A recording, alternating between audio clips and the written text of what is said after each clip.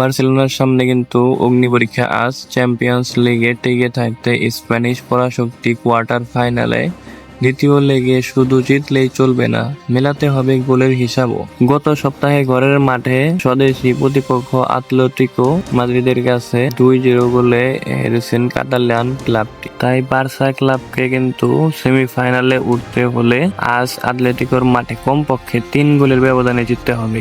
নির্ধারিত 90 মিনিটে যদি বার্সেলোনা 2 গোল এগিয়ে থাকে তাহলেও কিন্তু অতিরিক্ত সময়ে ম্যাচটি গড়াবে। ব্যবধান তাও যদি না বাড়াতে পারে তাহলে শেষ পর্যন্ত হবে ট্রাইফিকার। আতলেতিকো যদি বার্সেলোনার কাছে ম্যাচ সময় চলাকালীন 1 গোলের বেশি না খায় তাহলে কিন্তু আতলেতিকোই শেষ 4-এ জায়গা পেয়ে যাবেন।